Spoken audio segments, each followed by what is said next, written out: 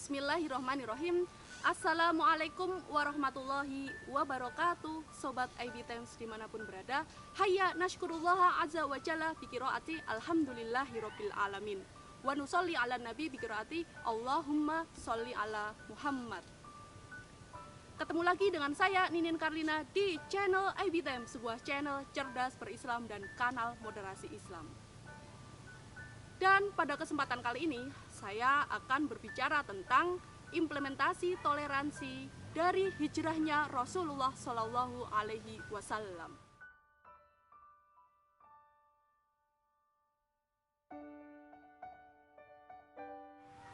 Ketika Rasulullah Shallallahu Alaihi Wasallam berhijrah minal Makkah ilal Madinah, dari Makkah ke Madinah, Rasulullah memulai membangun masyarakat negara dengan 3 hal pokok. Awalan, yang pertama, binaul masjid, membangun masjid. Wasanian, dan yang kedua, al-ittihadu bainal muhajirina wal ansor wa bainahuma muslim, mempersaudarakan antara kaum muhajirin, imigran atau para pendatang dari Makkah dengan kaum ansor atau warga setempat, wa bainahuma muslim, dan keduanya sama-sama muslim. Wasalisan, dan yang ketiga, al-ittifaqu bainal muslimina wa ghairuhu fil Madinah, mengikat perjanjian antara kaum muslimin dan yang bukan pemeluk Islam di Madinah. Kenapa 3 hal pokok tersebut? Ya, karena 3 hal pokok tersebut merupakan sebuah pondasi untuk terciptanya, untuk terbangunnya masyarakat yang harmonis dan damai. Pertama, masjid. Masjid adalah tempat untuk menguatkan hubungan ikatan batin antara manusia dengan Tuhannya. Persaudaraan untuk menguatkan hubungan antar sesama muslim. Sebuah masyarakat yang selalu terhubung dengan Tuhannya tentu akan selalu mendapatkan hidayahnya, mendapatkan bimbingannya, mendapatkan pertolongannya, dan mendapatkan petunjuknya. Dan masjid adalah sarana untuk mendekatkan itu semua. Bahkan ketika Masjid Nabawi dibangun, Rasulullah Shallallahu Alaihi Wasallam ikut turun tangan, mengangkat-angkat bebatuan dan ikut membangunnya.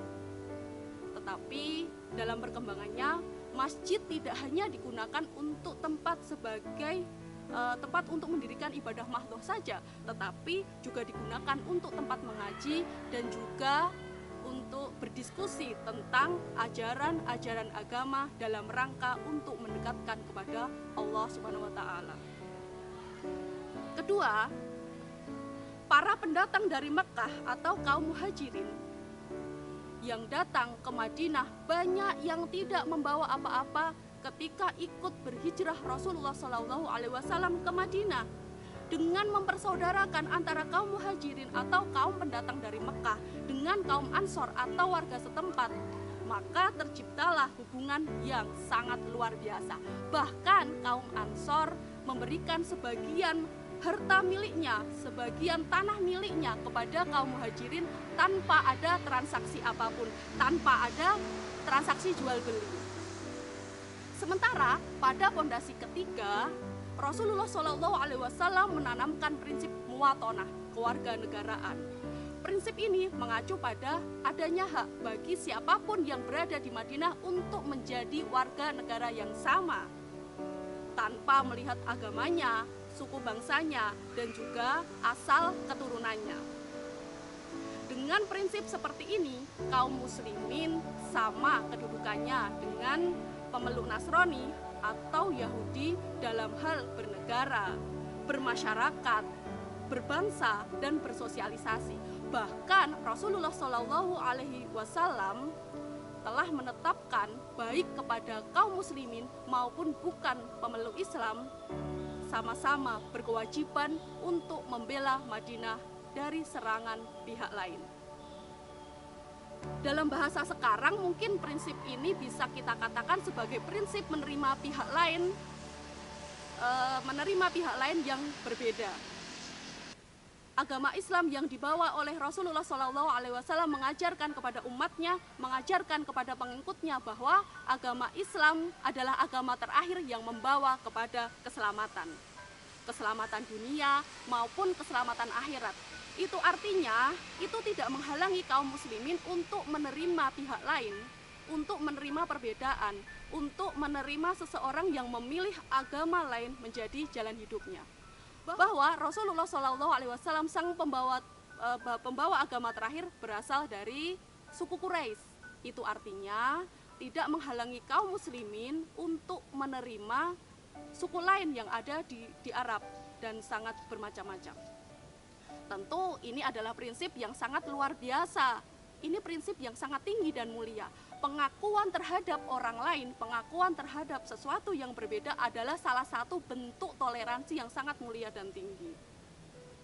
Keadaan seperti ini tidak jauh berbeda dengan keadaan negara kita semenjak terbentuknya Negara Kesatuan Republik Indonesia sampai sekarang. Ada banyak suku bangsa, ada beragam bahasa daerah, ada sejumlah agama, juga penganut kepercayaan.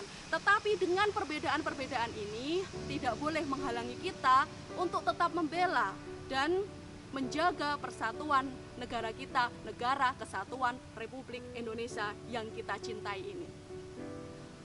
Allah Subhanahu wa Ta'ala telah mengajarkan di dalam firman-Nya, Quran surat Al-Hujurat ayat 13. Yaqulu tabaraka wa ta'ala fi kitabil aziz. Bismillahirrahmanirrahim. Ya ayuhan nas, inna khalaqnakum min dzakarin wa untha wa ja'alnakum syu'uban wa qabaila lita'arafu. Inna akramakum 'indallahi atqakum, innallaha alimun khabir. Wahai manusia, kami ciptakan kalian laki-laki dan perempuan, dan kami jadikan kalian bersuku-suku dan berbangsa-bangsa. Lita'arafu, untuk saling berkenalan. Di situ Allah mengatakan lita'arafu, bukan litajadalu. Kalau litajadalu, di situ saling berselisih. Tetapi lita'arafu, untuk saling berkenalan. Nah, setelah itu, ketika ada seseorang atau elemen yang mencoba memancing di air keruh, terutama muslim nih, yang berusaha menumbuhkan dan menanamkan permusuhan, menanamkan, membesar-besarkan perbedaan dan keragaman. Nah, yang seperti ini adalah mungkin bisa jadi dia belum bisa memaknai dan belum bisa mengimplementasikan arti toleransi yang sudah diajarkan oleh Rasulullah SAW. Sobat IB Times dimanapun berada, apa yang sudah dilakukan oleh Rasulullah SAW tentu tidak jauh dari bimbingan dari firman dan wahyu Allah Subhanahu wa Ta'ala.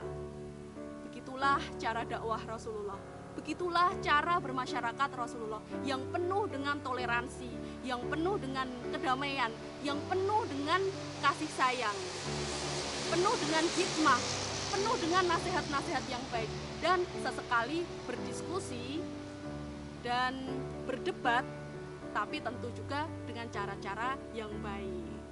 Hal ini sudah diajarkan Allah Subhanahu wa Ta'ala di dalam Quran surat An-Nahl ayat 125. Yaqulu tabaraka wa ta'ala fi kitabil aziz. Bismillahirrahmanirrahim. Ud'u ila sabili rabbika bil hikmah wal mau'izatil hasanah wajadilhum billati hiya ahsan. Serulah atas nama Tuhanmu dengan hikmah, wal mau'izatil hasanah, dan dengan nasihat-nasihat yang baik. Wajadilhum billati hiya ahsan, dan berdiskusilah, berdebatlah dengan cara-cara yang baik juga. Nah, cukup sekian dan terima kasih. Billahi fi sabilil haqq fastabiqul khairat. Nun wal qalami wa ma yasturun. Al birru manittaqa. Tsumma assalamu alaikum warahmatullahi wabarakatuh.